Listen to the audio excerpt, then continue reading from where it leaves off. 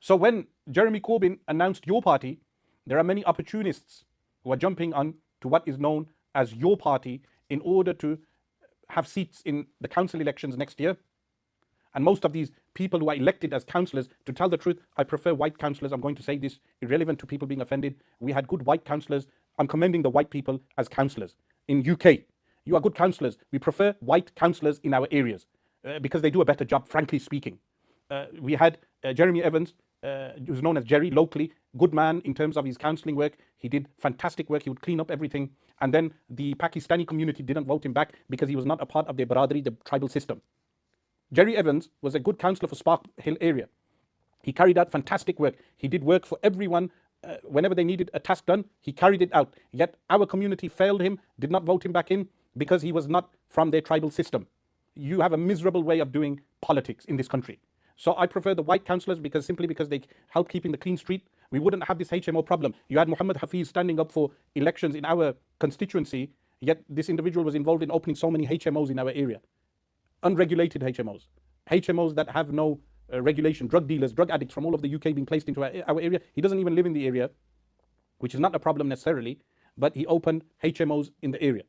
And people vote these people based on the Bradri, the tribal vote. Shabana Mahmood won on a tribal vote. Now she's Home Secretary. Imagine that. Home Secretary being voted in on a Pakistani tribal vote. That is how miserable the politics of this country has become. You have a Home Secretary that is voted in just because the Gujjar Bradri or the Jat Bradri or the Raja Bradri has this tribal groups have decided to vote her in. So the white councillors we had in the past, I remember them in my childhood in the 1980s, in the 1990s, they did fantastic work for the area. We want them back in. And of course, they need other credentials, their skills, their professionalism, all these things. Meaning if there's someone from a different background and he has a better skill set, he's better at the job, of course he should be voted in. But not simply because he is brown, he's given preferential treatment like Sadiq Khan or these type of people. Just because you're brown, you will be placed at the front. No, you need a good skill set. So someone asked, what about Ahmed Yaqub? So Ahmed Yaqub, firstly, he hasn't been voted in. So you can't judge the man based upon him not being voted in. Having said that, no one is perfect. But at the time, there were people who, at the time, someone says dirty tactics in politics by the British, of course. And at the time, when Ahmed Yaqub stood up, so many people came to me, they said, why are you backing such a candidate? They had criticism. I said to them, okay, you stand up, or you place a better candidate. None of them came forward, because it was a Gaza emergency vote at the time. Gaza emergency vote. But he never won. But now we will observe those policies, inshaAllah ta'ala. But I would say that we need better councillors who come out and sweep the streets with me. I sweep the streets ever so often. Come out and sweep the streets, not just for photo opportunities. Actually go and clean the streets. Look at the state of our streets in Birmingham. Because of the HMOs, because of drug addicts that are placed into those homes, because of landlords who have properties in the inner city, they give the property to a drug addict with total disregard for the neighbors. And then you stand up for local MP. And then the state of the streets is so bad. We have rubbish, we have potholes, and I believe, of course, having said that, the Birmingham City Council was bankrupted by the dinner ladies. The dinner ladies took them to court. And when they took them to court, I think they lost 300 million. So I would say also, as someone rightly points out, the drug dealers. Let's sort out in our Muslim majority areas, let's clean up Britain. Let's clean up our areas. Let's clean the rubbish. Let's deal with the drug dealers and the grooming gangs. This is our obligation. Similarly, deal with all the social problems that we have. And of course, some people, they say they agree with my domestic policies, they disagree with my foreign policy views. We remain anti-Israel, we remain anti-Zionism, we call for the dismantlement of Zionism, but at the same time, we clean up our streets from drug dealers, from grooming gangs, and from rubbish. Let's focus on these real issues. You want to tackle Tommy Robinson? That is the way. You want to tackle the problems that we have in this country? That is the solution. That we Muslims become a part of the solution and not a part of the problem. So, just to mention, with regard to this, your party, so many people joining, I want to mention that there are some good Asian people who do good local community work. There are some good.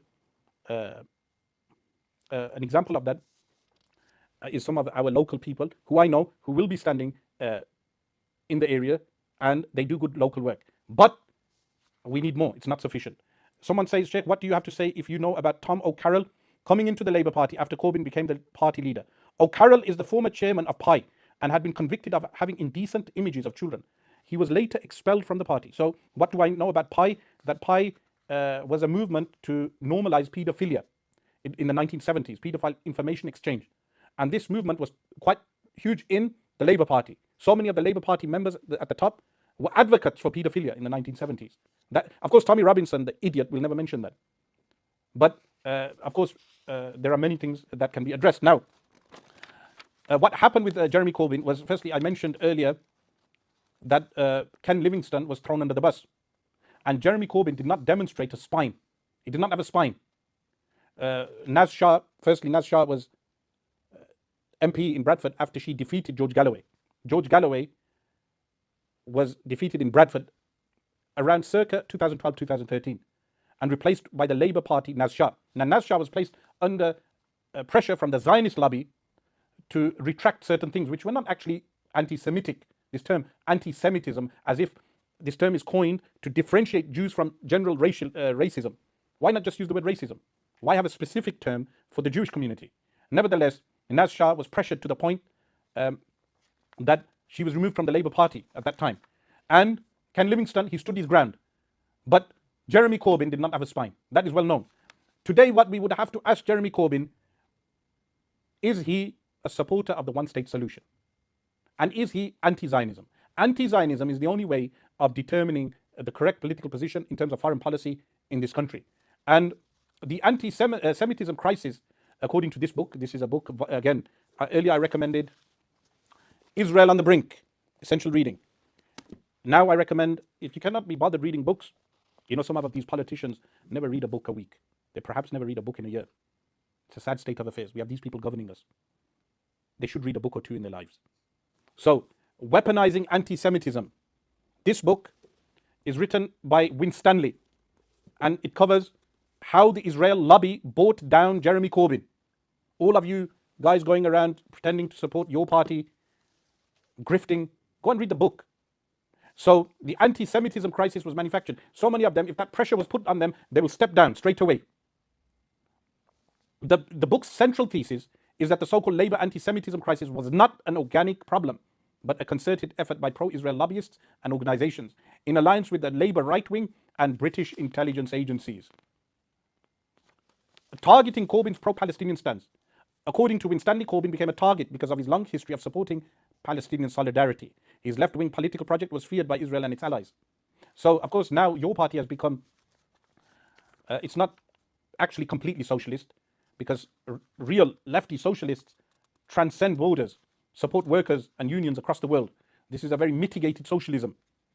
And then also what this book covers is a plot to prevent a socialist prime minister. And what he claims is that a plot was engineered to destroy Corbyn's bid for power and to stop a socialist from entering Downing Street.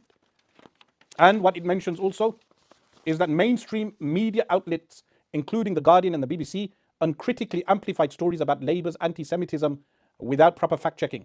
Doesn't history repeat itself?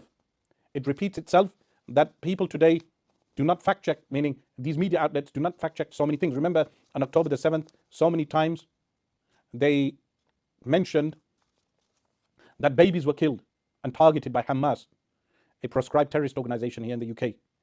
But when you fact-check that, it was not factual. So the book includes interviews with what is referred to as victims of the purge. Many individuals who were victimized by the purges, carried out by the Labour leadership under the guise of tackling anti-Semitism, a loaded term. Some of them, they misquote and tweet. They misquote and tweet in order to place the accusation of anti-Semitism. Likewise, Winstanley critiques the International Holocaust Remembrance Alliance working definition of anti-Semitism. He argues that the definition is being used to conflate anti-Zionism with anti-Semitism and silence criticism of Israeli policies.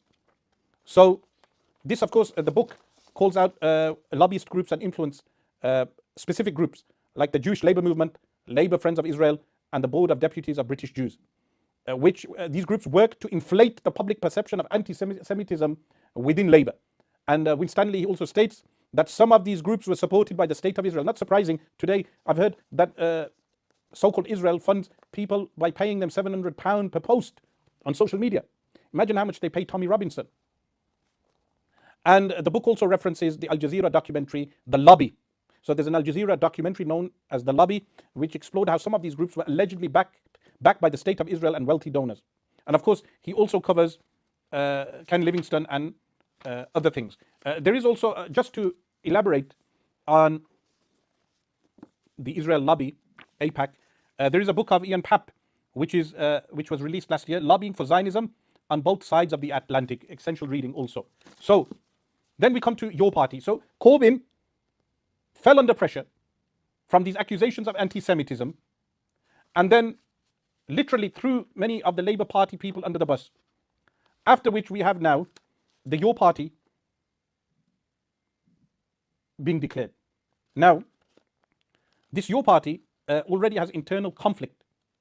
So it mentions that co-founders, people claim that Zara Sultana, an MP, voted in commentary. She has been involved in a public dispute leading to her departure from the party. Now, they may reunite, but that dispute was based upon Zara Sultana getting ahead of herself.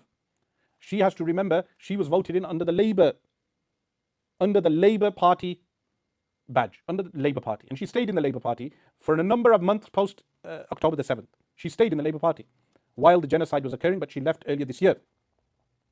So whether she would be even voted in based on her own credentials is something to observe. Will she be voted in based upon the credentials that she has? But she has stated, of course, very controversial statements like saying that you could only be a part of the left if you were a liberal left in terms of sexuality. So someone asks, Sheikh, with respect your party, what do you think of Zara Sultana, who leads a social profile with an aggressive pro-LGBT trans rights stance? I've even voted for the decriminalization of the abortion bill that proposed allowing abortion after 24 weeks. It's rich fishing for votes, talking about murdered babies in Palestine, whilst voting for the murder of babies in the UK. So yes, I spoke against this. There's a group of people who claim to have Muslim backgrounds. They interviewed me and I spoke against this. They never released the interview. And I said to them, you do not have permission to release the interview edited. It must be complete. What did I mention? Firstly, equating between aggressive pro-LGBT trans rights with human rights is a false analogy. Someone has to claim they are the same is wrong. But in this country, the LGBT and trans, they already have their rights. So what rights are you referring to? What do you want to do? She criticized Adnan Hussein. Now, Adnan Hussein correctly warned or spoke against transgender people sharing toilets. For instance, you may have a man who claims to be a woman. Why should he, a biological man, have the right to share the toilet with women who are biologically women? It makes no sense. So Adnan Hussein, MP of Blackburn, correctly spoke against this. And she spoke against Adnan Hussein, Zara Sultana, saying that you have no right to be on the left if you do not support these type of things. Of course, we would want to ask her, how left is she actually in terms of economic policies? Is she a liberal economic in economic terms? Not the liberal left, but I mean capitalist liberal economic. So the second part, which mentions the decriminalization of the abortion bill, a 24-week baby, she voted to abort that baby. A 24-week baby. How does that even fall under rights? The woman has the option to abort the baby in the first stages of the pregnancy. So therefore, Zara Sultana, it will be interesting to see if she wins on her own credentials, but she is totally discredited in terms with the Muslim vote, totally discredited. Then, of course, she started, there was a power struggle between her and Corbyn, and she alleged that the party operated as a boys' club. She was treated appallingly and excluded completely. How true those claims are, only the MPs involved can respond. But the friction centered on who controls the party's finances and membership. Again, as I said, this type of politics starts happening again when you have these type of people involved. With Sultana claiming she was sidelined after unilaterally launching a membership portal. Then, of course, they have organizational issues. Messy launch. The initial launch was described as botched by the Byline Times due to confusion and a lack of coordination. And they have an unofficial membership portal. So her unilateral launch of a membership system led to legal advice being sought by the party and distrust among supporters. And additionally, poor communication. So local organizers have claimed, and they do have poor communication. There's an election coming now in Moseley, a by-election, and there's a woman standing claiming to be from your party. She doesn't have the official recognition. Within your party here in Birmingham, they have two different camps. You have the Zara Sultana camp and the Corbyn camp. They have already split the vote. And they are doing the same as what they did during the Gaza vote. They did not stand up for Gaza. They stood up for themselves, those people who split the Gaza vote. But they have split their votes already. So the by-election will be very interesting. And there is poor communication. So local organizers have claimed that national membership details were not being shared with them, hindering local branch development. So already there is a power struggle. People love power. And they have undefined identity. The party's provisional name and the ongoing leadership issues suggest it has yet to resolve fundamental questions about its brand and structure. Meaning, what is the identity of your party? What is it focused upon? So Zara Sultana said, I've always stood with trans community and I always will. The same forces targeting migrants and Muslims are attacking LGBTQ plus, I don't know how many letters you're going to add to that, people, especially trans people. Our safety is in solidarity. None of us are free until all of us are free. That's the new party we're building. This was stated on 31st August. Bigotry has no place in it. Now, no one is calling for bigotry against anyone. But the English population, the white English population, has valid concerns regarding immigration policies of this country. They have valid concerns. The English population, I repeat, have valid concerns of migration like anyone will in any country. When mass migration is changing the demographics of your country, you have a valid concern. So for her to conflate LGBT with migration and with Muslims, all of these are three different issues. The LGBT and trans people in this country have their rights. So why are you continuously banging on about this issue? With regard to migration, the government needs to be called out with regard to migration, even though the expenditure is less than 0.5% of of the economic budget. That needs to be fact-checked. But people have concerns with regard to demographics and mass migration. So this should not be equated. So with regard to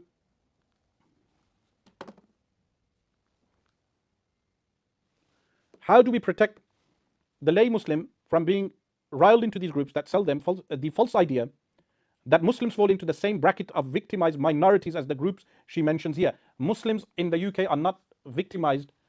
We have in this country over 2,000 mosques. We have freedoms that you do not even have in the Middle East. We do not fall into the same bracket as illegal immigrants. So the Muslims need to wake up. I said to you that take the responsibility of taking care of Muslim majority areas. How do we take care of Muslim majority areas? Clean them up. Rid those areas of drug dealers and grooming gangs. And do not think that grooming gangs do not exist. Okay, yes, grooming gangs were exaggerated because the wider population has the problem also. But there are grooming gangs that are operational. We as Muslims should be the most moral citizens of this country. If we are failing by taking drugs, by dealing drugs, by drinking alcohol, by committing sins of adultery and other type of sins, then we are failing our deen, we are failing Islam, and of course we are failing society. So those things should be our priorities. With regard to your party, it has a serious risk of failure because it has fledgling confidence of its supporters. Secondly, the priorities. The control and dispute of control has diverted attention away from the party's stated goal of building a new left-wing political alternative. It's not an alternative. It's actually a failure. And the party has a historical precedent where there have been failures. Now, before finishing, I will take on your questions and then we will finish for today. Please relate the questions to the current segment, which was on Jeremy Corbyn's Your Party and the failures of the Your Party, as well as the failure of the politics within the UK. Someone asks, how do masajid in Muslim areas get together and have initiatives such as cleaning streets or a neighborhood watch for drug dealers? Lozels Road Masjid, led by Hafiz Shuaib, one of my students, one of the top active students, he has a whole program of cleaning the streets every Saturday. Also, another student of mine, Aqil, he carries out cleaning on Stratford Road in Sparkbrook every Saturday. Another student who is the Imam of Somerville Road Masjid, Whereas he carries out cleaning every weekend also. So these things can be arranged. You must arrange them and clean up the areas. The problem is so many people, they want to clean up the areas in order to have a good CV when they stand up for elections. That should not be the motive. The motive should be for the sake of Allah subhanahu wa ta'ala.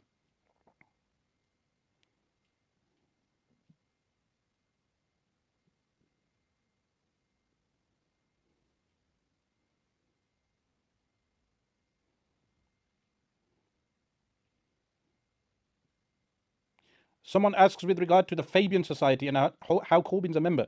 Yes, the Fabian Society was founded by thinkers like George Bernard Shaw. It has leftist outlook, like population reduction and so many other things. Someone asks, what are your thoughts on Zach Polanski and the Green Party policies? Well, the Green Party did split the Gaza vote in certain areas. Because of Green Party candidates, the independents never got in because they broke the vote. Should Muslim independent MPs join your party or remain independent? I believe Muslim independent MPs should remain independent. Which party should we vote for? I do not necessarily advocate for one party. I advocate for good individuals. So you base it on the candidate also.